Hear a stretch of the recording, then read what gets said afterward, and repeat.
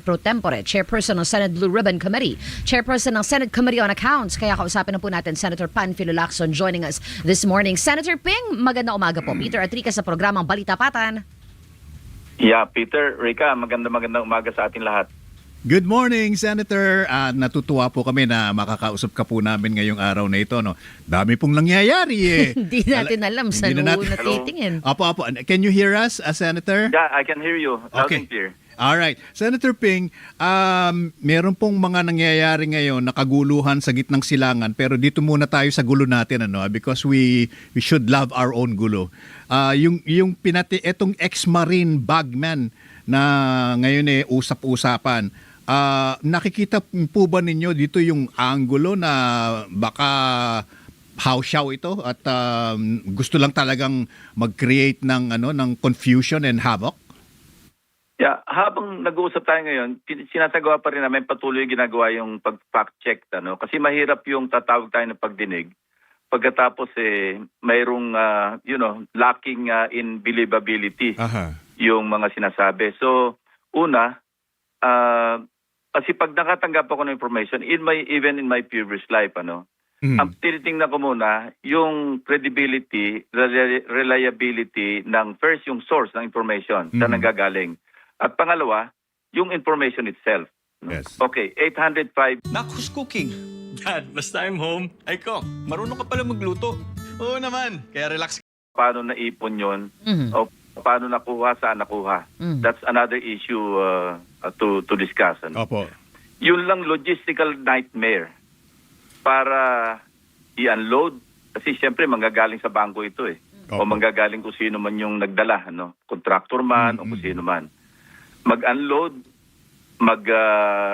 mag-repack, magbilang muna, mag-repack, tapos i-load ulit at i-distribute. Pag pinag-usapan natin 805 billion pesos, assuming na 1,000 peso bills lahat. Sabi ng nasirang Senator Ramon Revilla Sr., natatandaan ko during the impeachment trial ni Pangulong Erap, ang weight ng 1 milyon, 1 kilo. So pag sinabi nating 805 billion, 805,000 kilos, meaning 805 metric tons. Okay. So idadagdag natin doon sa weight na yon yung pinaglagyan. Opo. Ang sinasabi, sabihin na natin wag na yung matigas na maleta, large na lang lahat. Wag na sabihin yung medium, wag natin yung paper bag at saka yung small, Opo. Okay, polyester na lang yung siding o kaya yung malambot. Ang weight ng bawat isang bag nasa mga 4 kilos. So Okay. idagdag natin doon. Pag dineliver natin yung 805 Metric tons. billion pesos, ano yon? Pumapatak yon nasa mga, sabihin natin 805 tapos yung bag, assuming na large lahat yung maleta. Sabihin natin 60 million pero kasi sabi nila 50 to 70 ang isang maletang malaki. Yes. 30 to 40 pagka medium. Okay, sabihin natin lahat malalaki na. Yung 805 billion, i-divide mo sa 60 million per suitcase, per maleta. That's 13,416 na malalaking maleta. So, i-multiply mo ngayon sa weight na 4 kilograms per maleta. Yun ang empty, empty Opo. maleta, 4 kilograms. Idadagdag mo yun sa mga 53, idagdag na natin yun doon sa 805 metric tons. Oo. That's 53. Okay, nabubuhan nyo, susunod nyo. So, 53. nasa mga 858. Oo. Nasa mga 858 na Correct. metric o tonelada. Opo. Tama. Okay. 805 plus 53. Yeah, plus 53. Apo. So, yun ang weight, I-distribute mo ito. Sabi ko, at saka dalawa lang, itong 18 ex-marine personnel, escort lang ito, Hindi sila kasama doon sa, siguro nandiyan sila habang binibilang, pinapak. Pero pinagkakatiwalaan di umano, ni Saldico, yung kanyang 2 executive assistants. Yung si Paul Estrada sa si Mark Tiksay. Dalawa yon. Imagine, 805 billion pesos. Kalimutan na muna natin yung weight ng maleta. Ang nilalaman ng isang van, sabihin na nating Toyota Hi-Ace. Yes. Pag tinanggal mo lahat ng upuan, kaya maglaman yun ng, sa weight yung weight capacity. Opo. Sabihin natin 1 tonelada. Tama po yun. Or kaya yung pick-up, ganun din, 1 ton. Yun nga, yun ang weight capacity, hindi yung kahit, ibang usapin pa yung kung kakasya yung mga maleta. Tama. Okay. 13,400 na maleta, ano? Di-deliver mo sa iba't ibang personalidad. Yes. Ngayon, dadako naman tayo doon sa time consume. Mm. Assuming na sabihin na nating 500 million pesos a day ang kanilang napoprocess, tapos na sabi ko nga, i-unload, Yes. bibilangin. Sabihin natin ang bilang, bundle-bundle na, 1 million per bundle. Mhm. So, siyempre, ipapak mo yan. Ngayon, kwentahin natin yung dami ng araw. Assuming na 500 million pesos a day ang A day. na-accomplish nila. Oo. Alam nyo ba kung gaano katagal bago ma-deliver? Assuming na walang pahinga tong si Mark Tiksay at saka si Paul Estrada. Opo. Daily, 7 days a week, 24/7. Ang kaya nilang i-deliver ito kung 500 million pesos per day ang nade-deliver sa iba't ibang lugar. Mhm. Nakukuha, natatanggap, tapos i-deliver, i-repack. Mhm. 5.5, parang nasa mga 5.5 years, no? 5.5 years, sabihin na natin.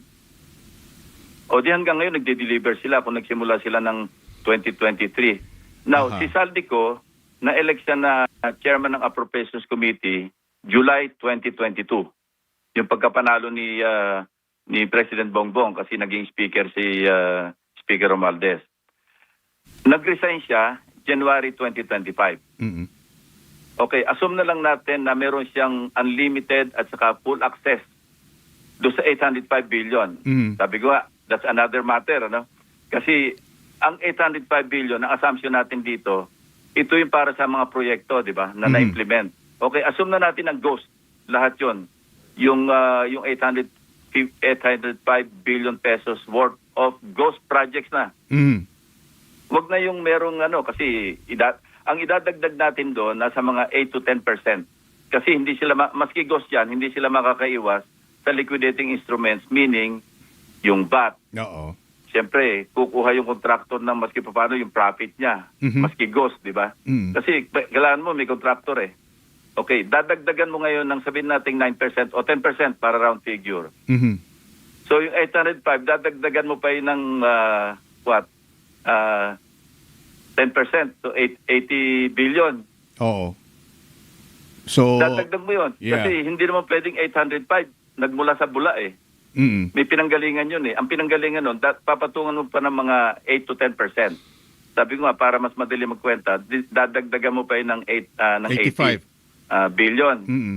So yun ang total na halaga na napunta lang kay Saldico pa lamang kasi dinistribute, kinuha nila ito, sabi niya, dumaan doon sa Valle Verde 6 residence ni Saldico, doon binilang, doon nirepack, etc. Paano na yung mga ibang personalidad? Sina Bernardo, Mhm. no? Sina Alcantara, yung BGC Boys. Aha. Sa iba't ibang lugar pa, mga regional directors, hindi na sila kumita, si Saldico na lang ang kumita. Mhm. Tapos hindi pa yon. Yung 805, sinabi nila, diniliver. Oo. So anong natira kay Saldico? Zero? Aha. Messenger lang siya. So we're talking here of trillions of pesos in kickback. Mhm. So saan kukunin? That's my point. You're Kasi saying bago physically tayo hindi magsimula kaya. mag-imbestiga, of course, madali sila ilagay on the spot. Ang sinasabi ko sa mga kasamahan ko, at least sa majority, no? Mhm. Pag sinimulan natin to, at mauwi lang tayo sa pagsasite ng contempt Yes. sa 18, di ba, lalabas pa tayong kontrabida, sabi, inaapi, or saan natin ilalagay yung 18 na nagsisinungaling? Aha. Kasi doon pa lang mahirap na ipaliwanag, tayo pa lamang mentally nagko-compute tayo. Oo. Papaniwalaan mo ba yung, alam mo kung naging 80 billion lang ito? Mhm. Baka Mas pa. believable eh. Mhm. Yeah. 805 billion eh. Yes. Sa isang tao lamang. Mhm. Pero Ang how do we kapangyarihan ng Appropriations Committee Chairman Yeah. sa pagsisingit. Oo. Pero sa implementasyon, limited yung kanyang access. Sabihin na natin, full access na siya. Yeah. Nabili niya na lahat. DBM, DPWH, DA, lahat na. Kausap niya na. wala maiiwanan doon sa mga personalidad doon. Opo. Lahat yung 805 dineliver sa kanya. Okay. Senator Ping. That's my point. Opo. Ang ganda, parang dissertation talaga, Hindi di ba? pwedeng ma-argue mo Oo. Nag-isipan eh. Nagsimula tayo sa 805 billion, nasa 885 billion na po tayo ngayon. But what your argument is that, kung physically imposible na ito, bakit pa nating papatulan? But then again, Senator Ping, ano pa ang pwede nating gawin short of getting them into the Blue Ribbon Committee hearing? Di po ba? Ano ang pwede nating gawin para once and for all malaman ng lahat kung totoo man na ito'y mga figment of their imagination lang? Ang napaka-importante ngayon, hanapin muna natin si Mark Tiksay at saka si Paul Strada. Kasi Okay. ito yung nabanggit na rin ng mga unang pagdinig. Silang importante dahil sila yung pinagkakatiwala ni Saldico. Of course, dapat din malaman natin, marinig natin from Saldico. Sa isang maliwanag na pag-testify, hindi yung sa Zoom na naka-post lang sa Facebook or whatever. Opo. Kasi walang evidentiary value yun eh. Yes. Hindi naman yun under oath, di ba? Maski sino pwede mag-post tapos hindi naman mahagilap. Yes po. But again, dahil nga napakaseryoso nung allegation, and you're right. I mean, tinitingnan ko po yung mga computation ninyo hindi na nga pinag-uusapan dito yung van.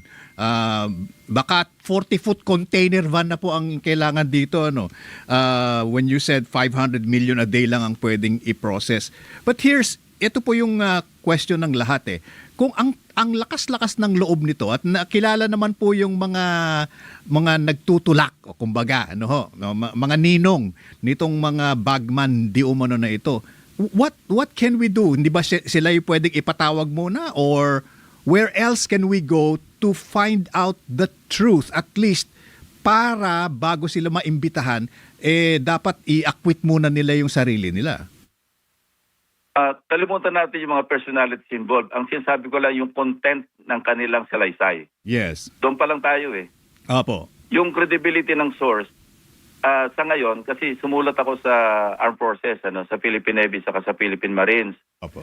Gusto ko malaman muna anong dahilan ng pagka-discharge dishonorably nung sinasabing 6 o 4 sa mga ex-Marines. Importanteng malaman ko yun Ano ba yung mga kaso nila? Bakit sila na-discharge dishonorably? Kasi malaking bagay sa amin yun, sa serbisyo. Para ma-discharge ka dishonorably, meron due process yan Aha. Yung administrative case na anong klase mga administrative case yun? O Opo. cases? Ito ba may kinalaman sa moral turpitude? May kinalaman ba ito sa pag-abuso sa serbisyo, grave misconduct? Importante ko muna malaman yon para ma-assess ko ngayon, ma-evaluate ko yung credibility ng source. Opo. But then again, Kasi Senator... dalawang bagay nga, credibility ng source at saka credibility ng information. Opo. Pero yung iba din naman po dito ay maayos naman po silang nakapagretiro. Tama yon. Kaya nga gusto ko malaman lahat yung kabuuan bago ako magtumawag ng pagdinig, if at all. Kasi isasangguni ko nito sa mga kasamahan ko. Kasi unang-una, 18 ito. Paapirin natin doon. Baka maging circus. Yeah. Tapos parang nag-imbita kami ng joyride. Alam mo yung joyride? Aha. Na Meron tayong sasakyan Apo, Nag-hitch ka ng gulo lang. no. Parang magiging kakatwa naman. Gagawin natin plataforma yung Senado, yung Blue Ribbon Committee, sa isang bagay na sa pasimula pa lang, at the Better memory makes you 10 times faster at learning. All it takes is 15 minutes a day to train your memory, and I'll outpace, nakikita na natin yung mga hindi nagkakatugma-tugma. Yes. Yung sabi ko nga, lacking in believability or incredible. Yeah. Bakit pa tayo papatol kung gano'n? Tama po yung inyong sinight na illustration. Kasi now I'm getting it na bakit nagpapasakay, sinakyan mo naman. Parang gano'n, po? Di po ba? Totoo. Oo. So, ibig sabihin, sino ngayon ang naloko? Di ikaw. Parang ganon. Pero let's look at the big picture, Senator Ping, if you don't mind. Kasi ang feeling ko lang talaga, a lot of people are looking towards the Senate Blue Ribbon Committee to find some closure or finality dito po sa the biggest corruption scandal perhaps in the country. From the very beginning, ang ICI po wala na for all intents and purposes, wala na, decapitated. for lack of a better term. Kayo na lang po yung natitira eh. But parang ang tagal po ng ng gap, Senator Ping, And sa dami ng nangyayari ngayon, pati yung gera, baka matabunan na po. Yun lang po ang worry ng ibang tao. Hindi pwedeng matabunan ito kasi starting September last year, when I started to chair the Blue Ribbon Committee, napakarami na namin na ibahagi sa DPWH, sa DOJ, sa Ombudsman. Kasi habang nagsasagawa kami ng pagdinig, yung pa lamang sa 2 privilege speeches ko, binahagi na namin lahat yung dokumentong nakuha namin doon. Di ba yung nakumpleto yung isang proyekto sa loob ng 17 araw? Opo. Lahat. Kaya nga meron silang final na malversation of public funds through falsification of public documents. Opo. Karamihan doon nanggaling sa amin yung yung dokumento to prove malversation Yung plunder na nakapal ngayon at nagsasagawa sila ng preliminary investigation. Even as we speak now, Opo. patuloy yung kanilang preliminary investigation ng Ombudsman at saka ng DOJ. So, napakarami namin naiambag na sa investigasyon at yung logical conclusion na hinihintay natin, wala na sa kamay ng Blue Ribbon yun Kami, magpapatuloy kami sa pagkalap ng mga kaukulang ebidensya. Yes. Yung konkreto at saka may pupuntahan.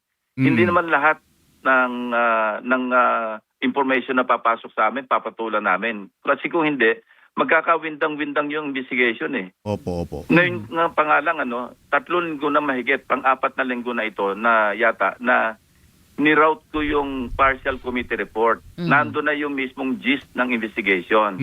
Yung naiwanan na lamang para makumpleto yung aking committee report, para magkaroon ng closure, yung pagdinig sa Blue Ribbon, halos sumayso na lang yun or kung mayroong mga bagong information o ebidensya na papasok. Pero yung bulk yung bulto, ang recommendation nga lang doon siyempre magsagawa ng preliminary investigation yung appropriate authorities. In this case, DOJ at saka Ombudsman.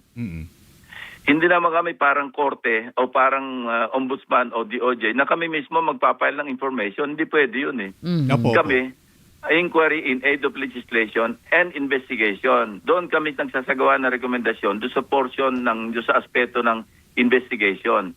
Kasi yung inquiry in aid of legislation, marami kaming nababalangkas na ipapasok na panukalang batas na pwede naming nakuha namin, na-call namin from the hearings that we conducted. Opo. Yeah, Tulad ng pag-strengthen ng Ombudsman, pagbigay sila ng authority na mag-deputize ng private prosecutors para makatulong sa kanila, magbigay sila ng law enforcement arm. Marami kaming mga tapos yung pag-amyenda sa direct bribery na kung saan pwede nating bigyan ng pagkakataon na magkaroon din ng immunity yung bribe giver kasi sa ngayon napakahirap mag-prove ng direct bribery kasi parehong guilty, parehong makukulong So Yes, wala po. magko-cooperate. Yeah. So ito yung mga tinitingnan natin legislation. So napakalawak na ng nasakop ng Blue Ribbon Committee. Pero alam mo, Peter, Opo.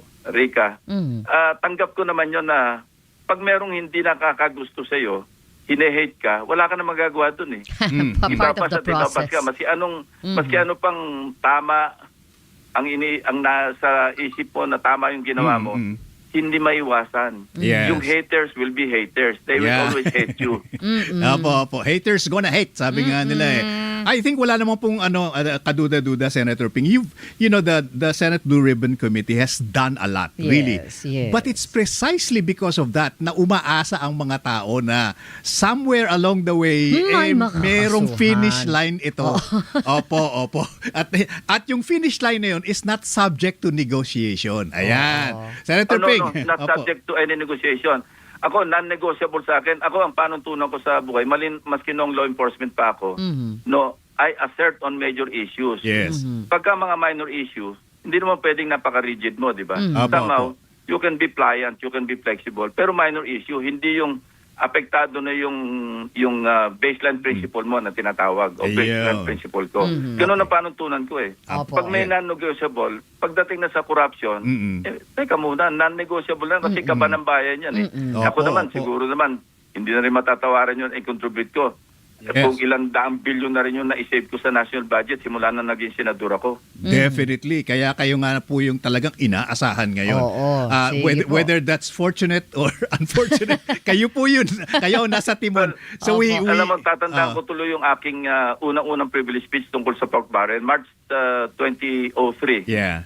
Merong portion doon, sinabi ko na doon I'm sure to lose some friends and create Yes. new enemies. Tanggap Opo. ko yun Opo, opo. But, Kasi mga kasamahan mo yung nasa sangkot, alangan naman ipikat ko yung isang mata o dalawang Tama. mata ko kasi mga kasamahan ko.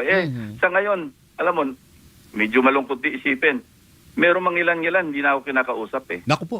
Maski nasa lounge kami, hindi ako tinitingnan. Oh, Siyempre, hanggang- hindi ko na Ayan. maialis. Yung sentimiento nila, masama, ba't hindi mo naman kami pinotektahan? Yeah, may Ayan. mga Pero ganun teka muna, talaga, no? Na-elect akong Blue Ribbon Chairman, hindi para magprotekta sa kasama, kundi tingnan talaga kung ano yung katotohanan. Opo. Ayan. And of course, parating pa yung impeachment. Ano po. Maraming salamat, Senator Ping. It's always a joy po to talk to you dahil talagang straight to the point, no holds barred. Thank you, sir. Thank you, sir. Yeah. Thank you very much. Good Alright. morning po.